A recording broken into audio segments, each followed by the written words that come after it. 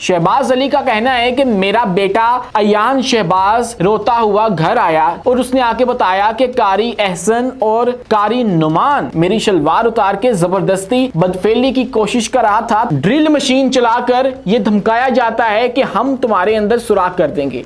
नाजरीन, हम अपने बच्चों को ये तो बताते हैं कि उस्ताद की इज्जत करनी है, उस्ताद का एहतराम करना है, लेकिन हम अपने बच्चों को ये नहीं बताते कि अगर तुम्हारा उस्ताद एक हवसी दरिंदा बन जाए तो तब क्या करना है।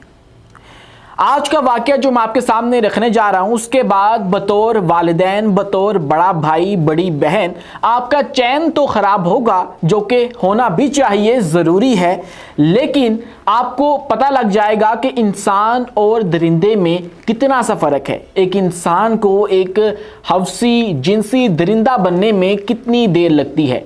वाकया है लाहौर फैक्ट्री एरिया का, जहां पे एक FIR सामने आई है। दरख्वास्त गुजार हैं शहबाज अली। शहबाज अली का कहना है कि मेरा बेटा अयान शहबाज 19 जनवरी को 8 बजे रोता हुआ घर आया, चीखता हुआ घर आया और उसने आके बताया कि कारी एहसन और कारी नुमान ये दो वो मलून शख्स हैं जिन्होंने एक मदरसा खोल रखा है। अयान शहबाज ने अपने वालिद को आके बताया कि कारी एहसन ने मेरे साथ बदफेली की कोशिश की है, मेरी शलवार उतार के ज़बरदस्ती बदफेली की कोशिश कर रहा था, तो मैं पेशाब के बहाने घर आ गया हूँ अपनी जान बचाकर।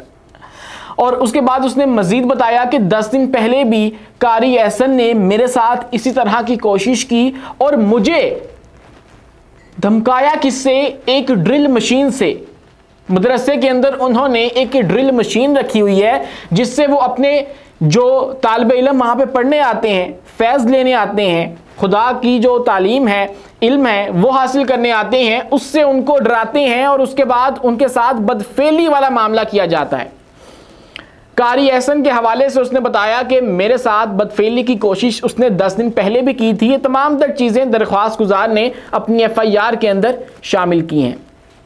10 दिन पहले कारी एहसन ने कोशिश की और उससे पहले नहीं, उससे अगले दिन कारी नुमान ने भी मेरे साथ बदफेली की। और की किस बिना पे? ड्रिल मशीन चलाकर यह धमकाया जाता है कि हम तुम्हारे अंदर सुराख कर देंगे। और ऐसा ही मामला वहां पे तालीम हासिल करने वाले दूसरे बच्चों के साथ भी है और ये चीज़ें वहाँ पे रिपोर्ट हुई हैं। लेकिन ताहाल ये दो बदबख्त बेगैरत किस्म के शख्स गिरफ्तार नहीं हो चुके हैं। लेकिन ये FIR सामने आई है जो कि पिछले महीने की है। मुझे समझ नहीं आता कि अगर ये वाकया किसी यूनिवर्सिटी में हुआ होता तो अब तक कोहराम बर्पा हो चुका होता, ये मुल्जिमान कटहरे में लाए जा चुके होते। अभी रिसेंटली देखा कि जब पंजाब कॉलेज वाला वाकया हुआ और जिसके कोई शवाहिद मौजूद नहीं थे, कोई विक्टिम मौजूद नहीं था, पूरा पाकिस्तान एक दफ़ा बंद हो गया था। लेकिन अब जब ये एक मुकद्दस जगह के ऊपर ऐसा मुंह काला किया जा रहा है और इस तरह का मामला किया जा रहा है, तो तब हमारा जो मजहबी तबका है वो खामोश क्यों है? कोई मौलवी इस मौजू के ऊपर बात करता हुआ नजर क्यों नहीं आता? वहां पे तो फिर वो दुनियावी तालीम दे रहे हैं यूनिवर्सिटीज के अंदर, कॉलेजेस के अंदर, लेकिन यहां पे तो मामला दीनी तालीम का है। और अभी रिसेंटली देखिए मदरसे के अंदर, आपको मुजरे वाली स्टोरी हमने बताई थी, मदरसों के अंदर ये सब कुछ हो रहा है। और अभी कल ही की जो बात है कि एक मुल्ज़िम गिरफ्तार हुआ, मुल्ज़िम रमज़ान, जो कि छुट्टी के बाद अपने तालिब इल्म से जो है वो बदफेली की कोशिश कर रहा था, उसको पुलिस ने गिरफ्तार कर लिया। तो मुझे समझ नहीं आता कि मजहबी तबका इनके ऊपर बात करता हुआ नज़र क्यों नहीं आता।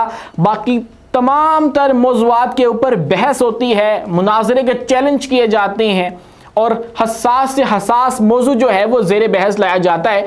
लेकिन जब बात आती है अपने गिरेबान में झांकने की, तो तब ये तमाम तर लोग कहाँ पे गायब हो जाते हैं। आप उठाकर देख लीजिए, कोई आपको जो मजहबी तबके से ताल्लुक़ रखने वाला शख्स है या कोई बड़ी शख्सियत है, वो ऐसी गुफ्तगू करता हुआ नज़र नहीं आएगा, इस मौजू के ऊपर बात करता हुआ नज़र नहीं आएगा। क्योंकि अगर वो ऐसा करेगा तो उसको अपनी बरादरी के लोगों को जो है वो निशाना बनाना पड़ेगा, उनके खिलाफ बात करनी पड़ेगी, जो कि काबिल कबूल नहीं है। हर दूसरे बंदे पे फतवे लगाए जाते हैं कि इसने तौहीन रसालत कर दी, इसने इस मजहबी शख्सियत की तौहीन कर दी, इसने इसकी तौहीन कर दी।